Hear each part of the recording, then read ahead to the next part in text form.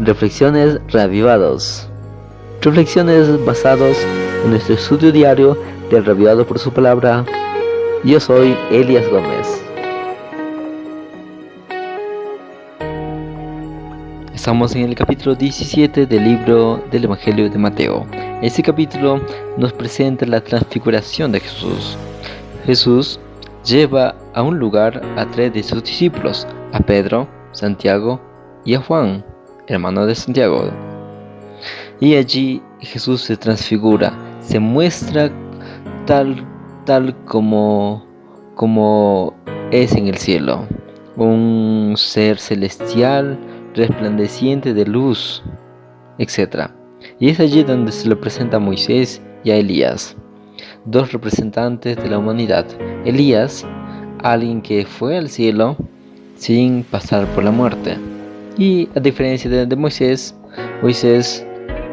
que fue al cielo después de haber pasado por la muerte, obviamente que resucitó. Y entonces Pedro, emocionado por el momento, emocionado por la situación, le dice: Señor, qué bueno que están aquí, hagamos una enramada para ellos. Es como que Pedro sintió como que Jesús había traído refuerzos a Moisés y a Elías para que predicaran el Evangelio y se instaure el reino de Cristo en la tierra, obviamente un reino político. Pero Jesús no les hizo caso y Jesús simplemente siguió con la transfiguración. Y en eso se escucha una voz que dice: ese es mi hijo amado, en quien me complazco escucharlo a él. Los discípulos se postraron porque se dieron cuenta de la situación y se dieron cuenta de la santidad con la que estaban, y ellos siendo pecadores. Por eso es que ellos se postraron, tenían miedo de su propia vida. Pero Jesús le dice: levantaos, no temáis, tranquilos. Y luego Jesús le dice que el Elías simbólico ya vino. El Elías que vieron en mi transfiguración no es el Elías del cual se habla, sino que el Elías simbólico del Elías que se hablaba era un Elías simbólico, y ese Elías fue el Juan el Bautista, porque ellos habrían de predicar con el ímpetu de Elías, con el ímpetu del Evangelio, ¿no? Y asimismo vendrán otros Elías a predicar el Evangelio con ese ímpetu, con esa gallardía que somos tú y yo. Somos llamados a ser los nuevos Elías, a predicar el Evangelio sin temor alguno. Y bueno, luego el versículo 14 dice que cuando llegaron al gentío, un hombre se le acercó y le dijo: Señor, ten compasión de mí, sana a mi hijo que padece mucho, ¿no? Que está endemoniado. Y es muy curioso cómo este hombre le dice que le trajo a sus discípulos, pero sus discípulos no lo pudieron sanar. Obviamente que anteriormente Jesús les había mandado a predicar, les había dado potestad para sanar enfermos, para expulsar demonios, pero en esta ocasión los discípulos no lo pudieron hacer. Entonces Jesús se molestó y le dijo: generación incrédula y perversa, ¿hasta cuándo tengo que estar con vosotros? Esto haciendo referencia al gentío que estaba ahí y a sus discípulos. Porque cuando los discípulos le preguntan: Maestro, ¿por qué nosotros no pudimos expulsar al demonio? ¿Por qué no pudimos nosotros hacer? Jesús les responde: por vuestra poca fe. Es decir, que los discípulos se habían confiado por el hecho de haber expulsado demonios en una situación anterior. Ellos se confiaron de que tenían el poder, pensaban que el poder era suyo, pero Dios les dice que no es así. Por vuestra poca fe, ellos se confiaron, dejaron de darle la gloria a Dios, dejaron de confiar en el poder divino más que en el poder humano. Por eso Jesús le dice, porque os aseguro que si tuviera fe, como un grano de mostaza, dirías a este monte, pásate de aquí para allá. Es decir, si realmente ustedes confiarían en el poder divino, harían cosas, maravillas, expulsarían demonios. Luego, bueno, Jesús en el versículo 22 vuelve a anunciar su muerte.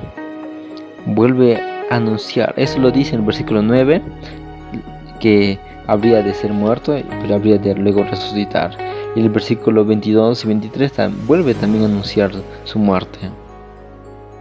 Esto Jesús lo hace a propósito para como quien ir preparando a sus discípulos y para que los discípulos puedan entender de una vez por todas que su reino no es un reino terrenal, sino es un reino celestial y eterno.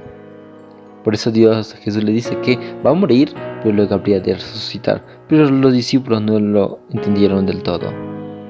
Luego en el versículo 24 al 27 sucede un asunto muy interesante, que llega un cobrador de los impuestos del templo y viene y le cobra a Pedro y a Jesús, ¿no?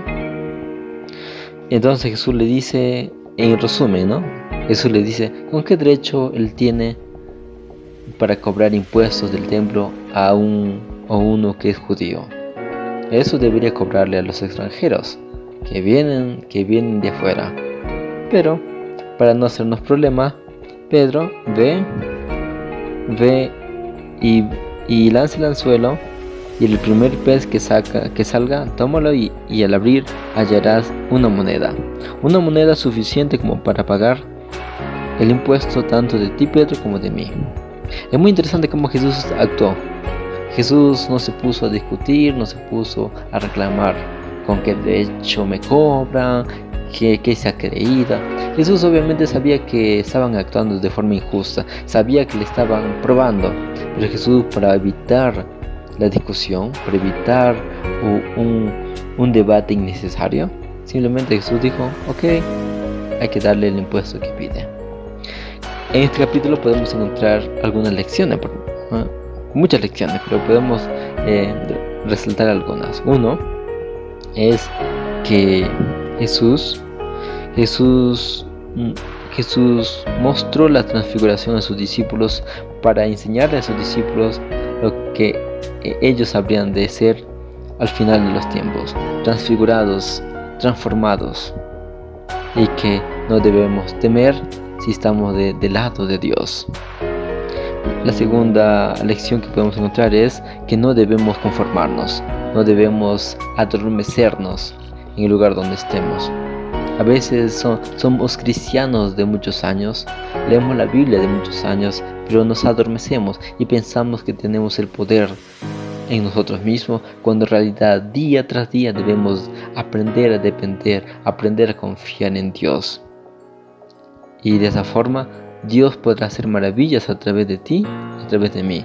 No somos nosotros los que hacemos maravillas, sino que Dios hace maravillas a través de nosotros.